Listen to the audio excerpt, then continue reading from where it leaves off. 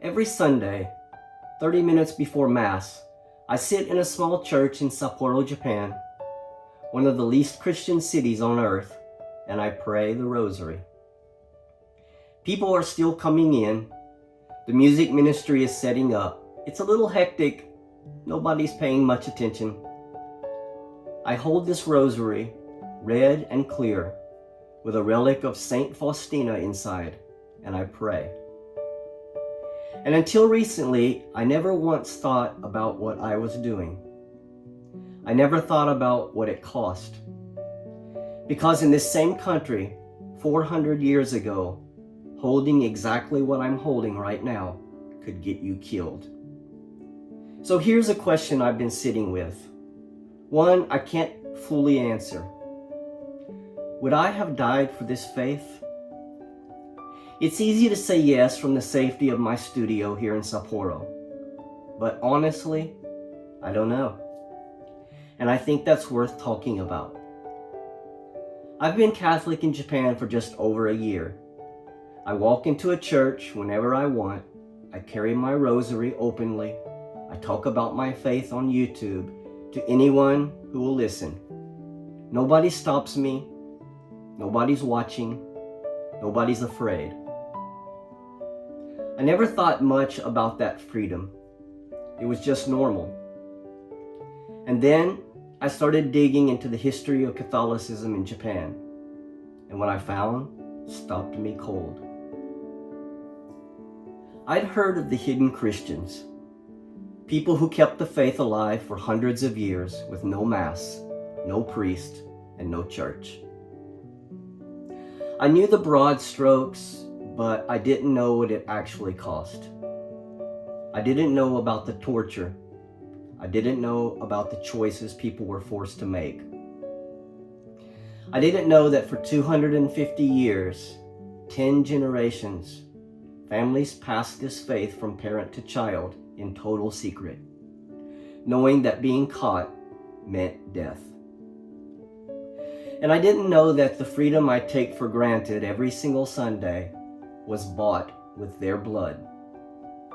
This is their story. And honestly, it's changed something in me. To understand what happened, you have to go back to 1549. A Spanish Jesuit priest named Francis Xavier landed in Japan with a message he believed could change the world. What he found surprised him. The Japanese didn't dismiss Christianity.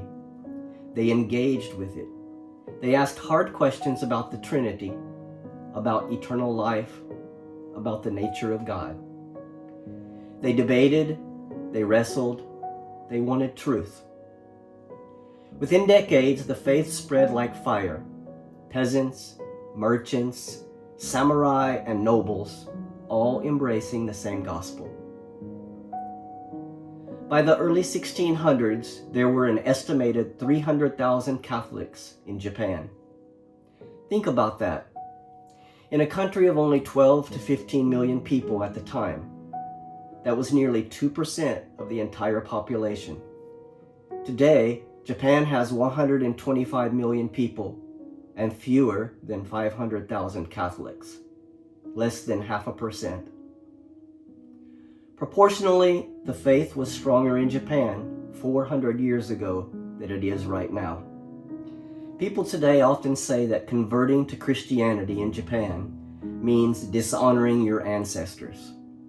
But back then, that argument hadn't been invented yet. The Japanese heard the gospel and responded. The early missionaries must have been extraordinary, because what they started looked for a moment unstoppable. But that's exactly when the storm hit.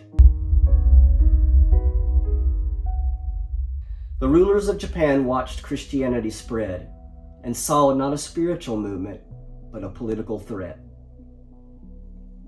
If people's ultimate loyalty was to Christ and not to the shogun, how could they maintain control? So, they decided to destroy it. What followed was one of the most brutal religious persecutions in human history. They invented something called the Fumie, a bronze image of Jesus or Mary placed on the ground. Step on it, and you live. Refuse, and you die. I've thought about that a lot. Could I have refused? I want to say yes. I want to tell you that I would have looked them in the eye and refused to put my foot on the face of Christ. But sitting here in the safety of my studio, I honestly don't know. And then I learned about Louis Ibaraki. Louis was 12 years old. He was arrested with 25 others, priests, brothers, lay people, chained and marched 600 miles from Kyoto to Nagasaki in the middle of winter. A public humiliation designed to break them. It didn't break them. They sang hymns the entire way. When they arrived in Nagasaki, Louis was offered his life. All he had to do was renounce his faith, walk away, go home. He was 12 years old, and he refused. On a hill overlooking the city, now called the Holy Mountain, all 26 of them were crucified, tied to crosses, pierced with spears. They died with prayers on their lips and hymns in their throats. I think about Louis Ibaraki and I feel two things simultaneously. Deep sadness that human beings could do this to a child, and something else, something unexpected, hope, courage. A quiet voice that says, if a 12-year-old boy could hold on to his faith in that moment, maybe I have more in me than I think. Maybe we all do. After the crackdown, the world assumed Catholicism in Japan was dead. The missionaries had been expelled, the churches burned to the ground, and believers scattered. By all appearances, the light had gone out. I watched a movie recently called Disciples in the Moonlight. Christians in a future America smuggling Bibles to underground churches because the government had made them illegal. I thought it was fiction, and then I learned about the hidden Christians of Japan, and I realized it already happened. 400 years ago in the country where I live. Except their story is real. In hidden villages, in whispered prayers, in the darkest corners of Japanese life, the Kakure Kirishitan, the hidden Christians, were keeping the faith alive. Without mass, without priests, without sacraments, without churches, for 250 years, 10 generations. Think about what that means. Your great-great-great-great-grandparents keeping a secret that could get them killed and passing it to their children, who passed it to their children, who passed it to theirs. Mothers baptized their newborn children in secret, not despite the risk of death, because of what was at stake.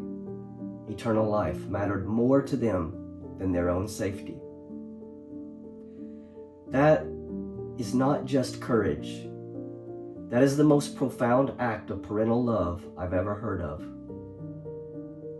They couldn't gather openly to pray the Rosary, so they carved rosaries from beans, shells, and wood, small enough to hide in a pocket, hang unnoticed in a corner.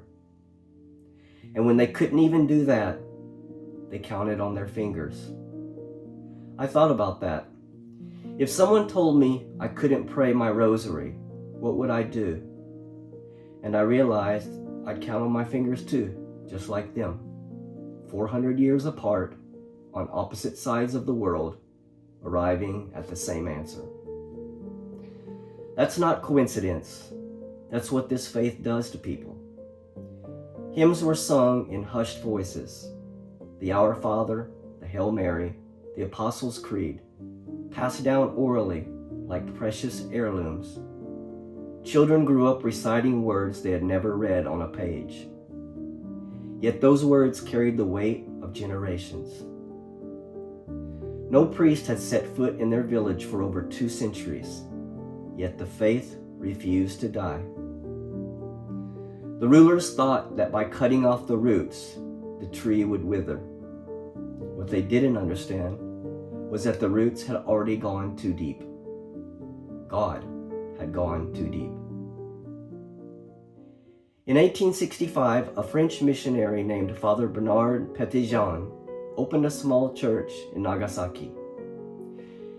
It was mainly built for foreigners, sailors, traders, diplomats. Father Petitjean never expected a single Japanese person to walk through those doors. And then one day, they came. A small group of villagers, nervous, quiet, moving as though carrying a secret too heavy to bear. They approached the priest with trembling voices and asked him 3 questions. Where is the statue of the Virgin Mary? Do you honor the Pope in Rome? Do you have celibate priests? 3 questions, that's all. Father Petitjean answered yes to each one. And the villagers fell to their knees weeping. They revealed themselves as the descendants of the Kakure Kirishitan, the hidden Christians. Their ancestors had kept the faith alive in secret for 250 years, and those 3 questions, Mary, the Pope, celibate priests, were the signs they had been taught to look for, the proof that the church had finally returned. Think about those 3 questions for a moment. After 250 years in total isolation, no priests, no sacraments, no outside contact, no Bible they could openly read. Those were the things they held on to. Those were the things they hungered for. The Vatican was stunned. Europe was stunned. Even the missionaries themselves, who thought they were introducing the gospel for the first time, realized they were simply reuniting with a church that had never died. One historian called it the greatest surprise in Catholic history. I believe it. Can you imagine being that priest, expecting an empty church, and instead finding people whose great-great-great-great-grandparents have been waiting for this moment? They weren't just relieved, they were starving. Starving for the Eucharist, for confession, for Mass, for a priest who could look them in the eye and say, "You are forgiven. You are home." 250 years of hunger released in a moment. I think about that every time I walk up to receive communion. I used to take it for granted. The Mass was just there every week whenever I wanted. But these people waited 250 years for what I receive every Sunday, and I almost didn't notice. If this kind of reflection resonates with you, starting July 25th, I'm doing something I've never done before. A daily members-only video series, 46 days walking through the Mary's Mantle consecration together. Every day, a prayer, a meditation, and my personal reflection. The link to join is in the description below. I'd be honored if you joined me. So where does this leave us today? Japan has nearly 1 million Catholics, but here's something that stopped me when I read it. Half of them weren't born here. 500,000 foreign-born Catholics living in Japan, Filipinos, Brazilians, Vietnamese, Americans, people who came to this country and brought their faith with them, or, like me, found it here. I am one of those people. An American who's lived in Japan for 19 years before walking into a Catholic church unannounced one Sunday morning. not knowing what I would find and not knowing what it cost the people who came before me. Every Sunday, I sit in a small church with 150 people from all over the world: Philippines, USA, Australia, Africa, Indonesia, Vietnam, Korea, different languages, different faces, different stories, same faith. Catholic literally means universal. And in that small room in Sapporo every Sunday, I see exactly what that word means.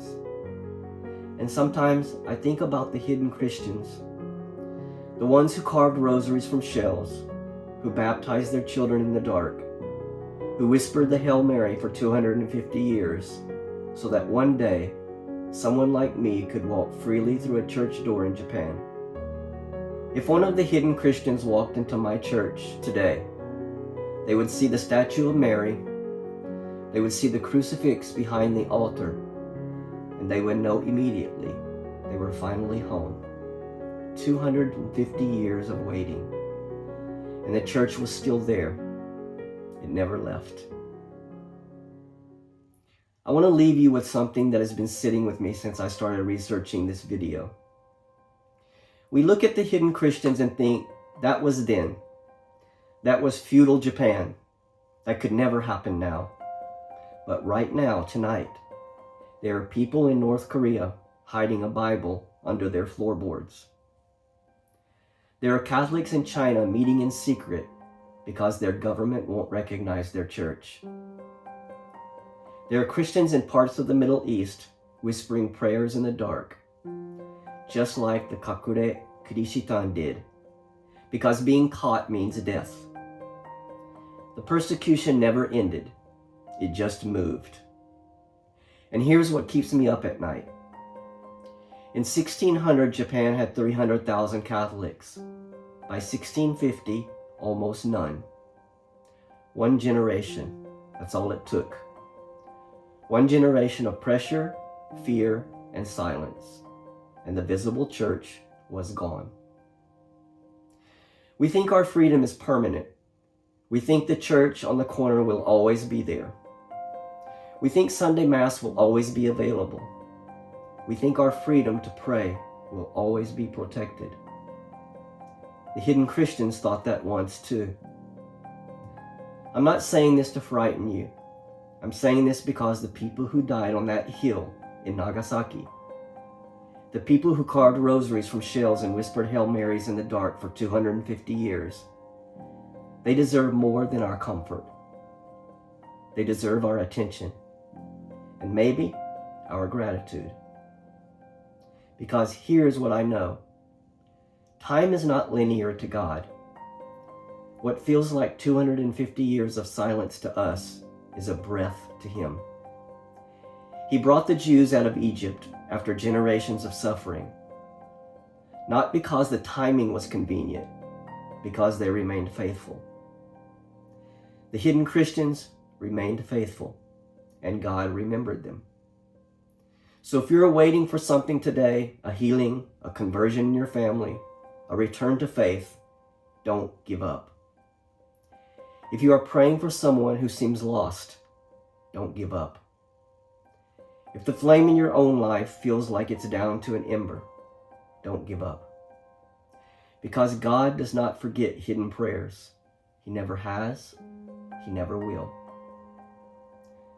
And to every person watching this who still has the freedom to walk into a church, hold a rosary, receive the Eucharist, and go to confession, don't take it for granted. Because in one generation, it could all be gone. The hidden Christians of Japan paid for your Sunday morning with their lives. The least we could do is show up. The flame was never yours to extinguish, but it is yours to carry.